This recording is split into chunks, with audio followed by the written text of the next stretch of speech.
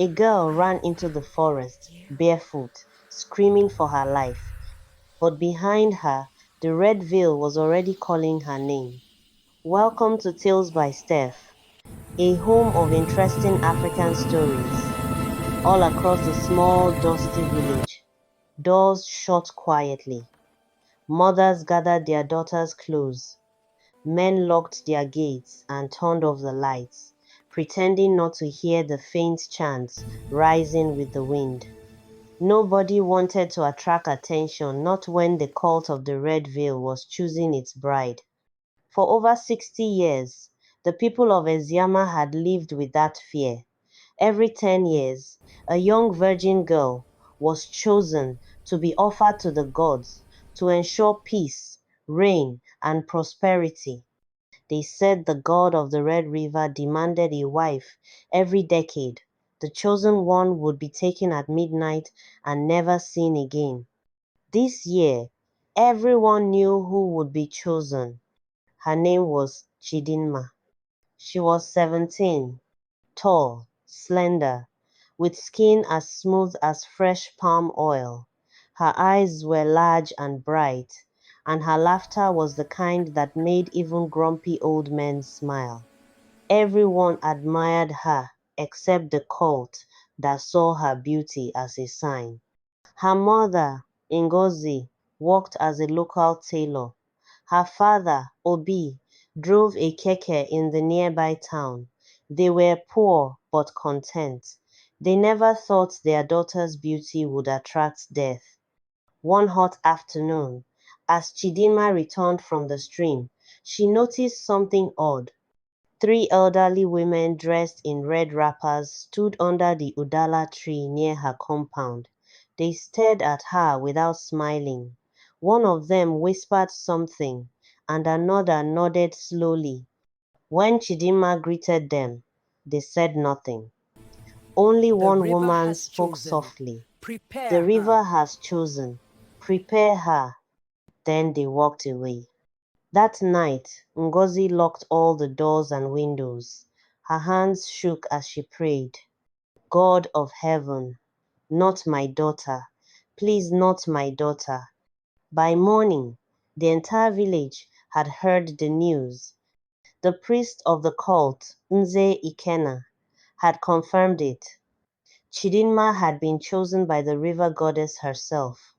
Everyone congratulated the family, pretending it was an honor, but their eyes showed pity.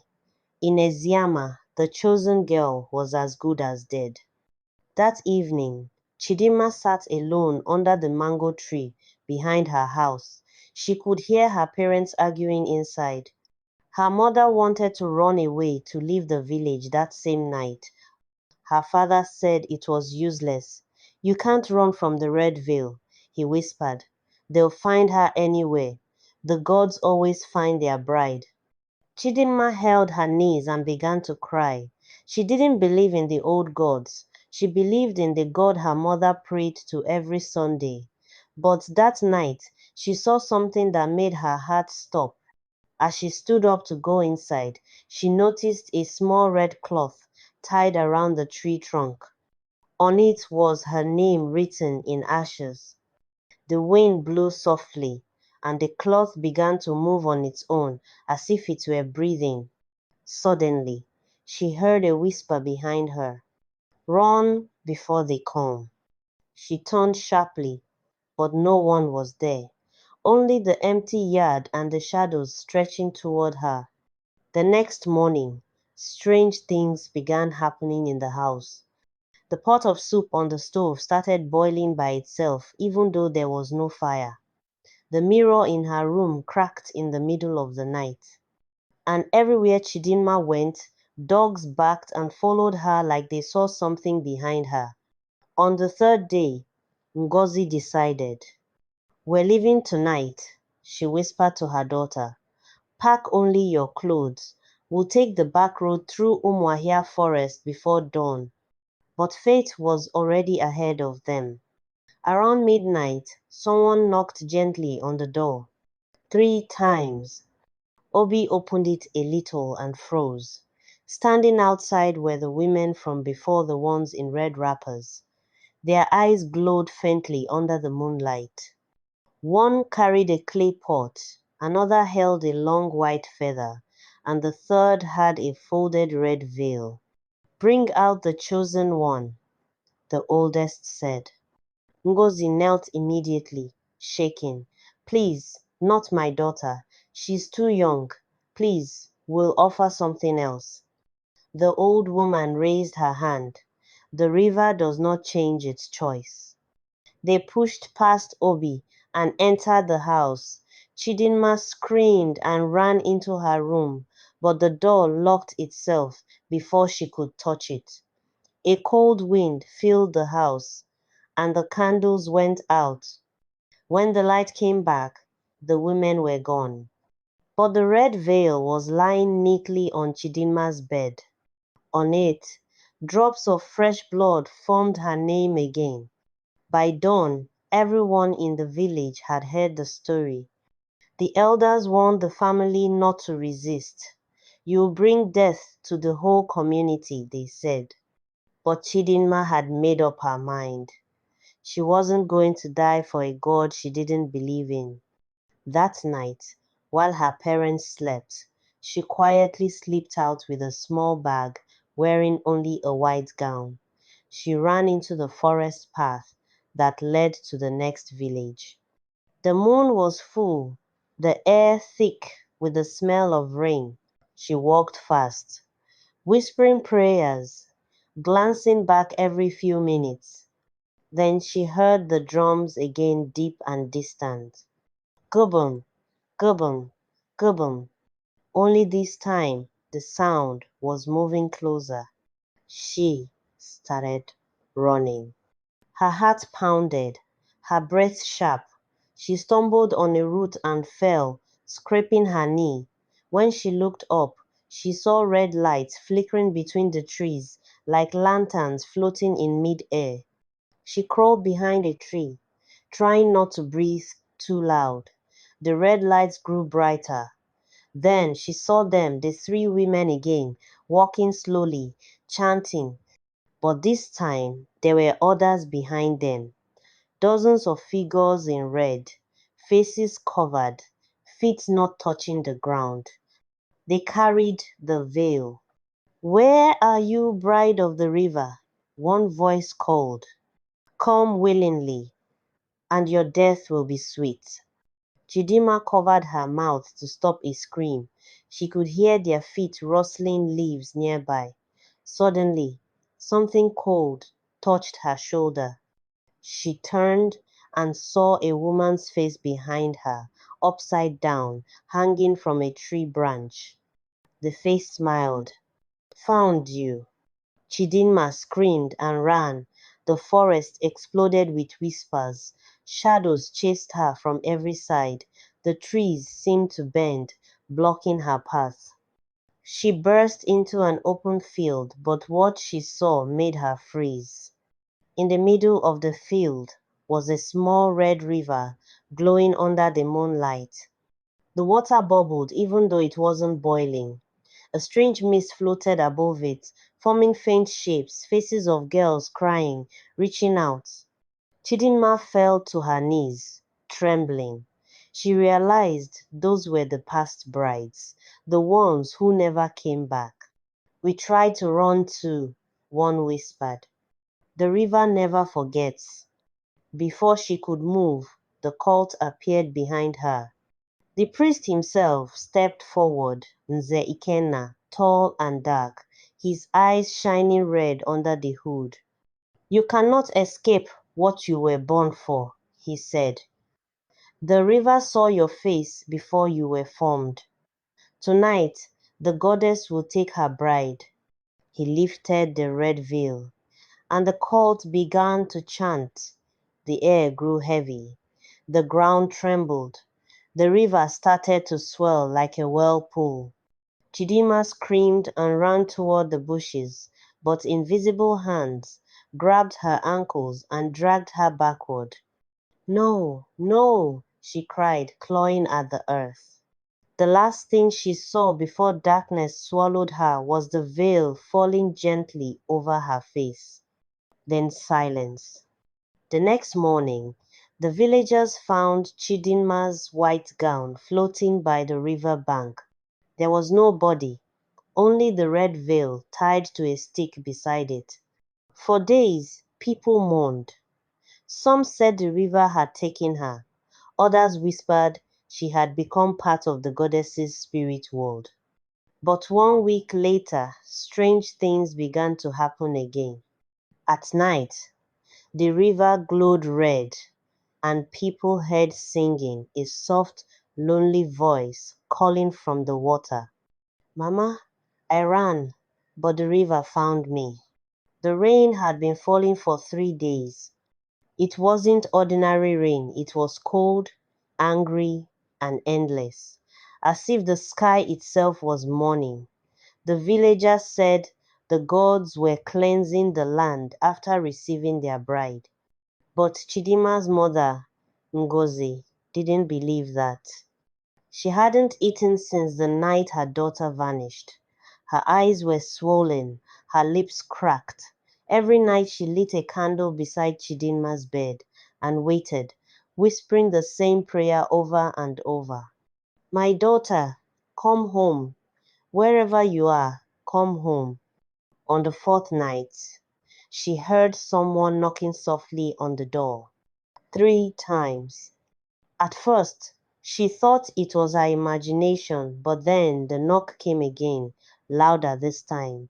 She slowly stood up, her hands trembling, and walked to the door. Who is it? She asked. No answer. The wind rushed in, cold and wet, and there, standing in the darkness, was a figure in white. Ngozi gasped. The person looked exactly like her daughter, tall, with long dripping hair and the same white gown she had worn that night. Chidinma, she whispered. The girl didn't speak. Her face was pale, her eyes strangely dull, as if she was there but not really alive. Water dripped from her hands onto the floor. Ngozi reached out slowly, crying, My child, you came back. But the girl stepped back. When the lightning flashed, Ngozi saw something that made her scream, her daughter's feet weren't touching the ground. Obi ran out of the room with a lantern, confused. What's happening? But when he opened the door wider, the girl was gone. Only wet footprints remained, leading away from the house toward the river path. Ngozi collapsed, shaking. She came back. Obi, she was standing there. Her husband looked outside, his voice breaking. Then we are doomed. The next morning, they went to the village chief to report what had happened. But before they could speak, a messenger burst into the meeting hall, shouting, Chief, Nze Ikenna is dead. The villagers gasped. The cult priest? Dead? Impossible! They rushed to his compound. His body was found lying on the shrine floor, eyes wide open, mouth full of mud. On his chest was something everyone recognized, the red veil. Fear spread quickly through Ezyama. That same night, one of the cult women, the same who carried the clay pot, was found floating face down in the Red River. Another fell sick, screaming that a girl in white was sitting on her chest. She died before dawn. The people whispered that the Red Veil Bride had returned for vengeance. Meanwhile, strange things began to happen around Ngozi's compound. Every night at exactly midnight, the door would knock 3 times, always 3. When Obi opened it, nobody was there, but puddles of water led from the doorway to Chidinma's old room. Her mirror, which had cracked before, was now completely black. If you looked into it, you wouldn't see your reflection, only a girl walking in a river. Ngozi was losing her mind. She kept calling out to her daughter, begging her to speak, to forgive. But one night, Chidinma finally did. Ngozi woke up to the sound of someone humming. It was soft and slow, the same song she used to sing for Chidinma as a baby. She stood up, heart racing, and walked toward the sound. The singing was coming from the backyard. When she opened the door, she froze. Chidinma was sitting on the ground near the mango tree, combing her wet hair with her fingers. Her white gown clung to her body, dripping with mud and water. The red veil lay beside her, soaked but glowing faintly. "Mama," the girl said quietly. Her voice was calm but cold. Ngozi knelt immediately, crying, "My daughter, I thought you were gone." Chidinma looked up slowly, her eyes glowing faintly red. "I tried to run, Mama, but the river found me." Ngozi shook her head in disbelief. "Please, come inside, my child. Let me help you." The girl smiled sadly. "I can't come in. I don't belong there anymore." Ngozi's heart broke. "Then why are you here?" Chidinma looked toward the village. "To finish what they started." That night, Ngozi dreamt of the river. She saw girls in white standing in a circle under the water, holding hands. Their eyes were open but lifeless. Chidinma stood in the middle, her voice echoing inside Ngozi's head. "They took our lives, now we take theirs. The red veil will never end until all are paid." Ngozi woke up screaming. Obi, desperate to save his wife's sanity, went to the church in the next village to seek help. The pastor agreed to come that night to pray in the house. As they prayed, a cold wind filled the room. The candles flickered out one by one. Then the pastor shouted, "In the name of Jesus, reveal yourself." The mirror cracked again, and this time Chidinma's face appeared inside it, weeping blood. The pastor screamed, clutching his chest, and collapsed. Ngozi ran forward, crying, "Please, my daughter, stop this." From the mirror came a whisper, "They buried me in the river, Mama, but I'm still cold." One evening, Ngozi made a decision. She could no longer bear it. Her daughter was lost, her husband no longer spoke, and the village had turned against them. She took a lantern and walked toward the river, crying softly. When she reached the bank, she knelt and whispered, "If you hear me, my child, take me with you." The water rippled gently. For a moment, she thought she saw Chidinma's face under the surface, smiling. Then a cold hand reached out of the water and touched hers. The next morning, they found Ngozi's wrapper by the river. Her footprints led into the water, but none came back. That night, the drums stopped. The rain ended. The village was quiet again. The people thought the curse was over, but they were wrong. Because at dawn, children playing near the river saw something floating, a red veil glowing softly in the morning sun, and beside it, footprints small, wet, and fresh, leading back toward the village. Days turned to weeks, yet fear never left Ezyama. The river stayed silent, but everyone felt something watching them. Chickens refused to cross the footpath leading to the stream. Babies cried at night, staring at empty corners. Then one evening, the chief's son went missing. They found his sandals by the river bank, and a red string tied around a tree just like the one once tied in Chidinma's yard. The people gathered, whispering, "She's back again." That night, thunder rolled without rain. The river glowed like fire. From every house, people saw her. Chidinma. She walked through the village, soaked in water, her red veil dragging behind her. Dogs howled. Lanterns flickered out. Every step she took left muddy footprints that smoked on the ground. She stopped at the shrine.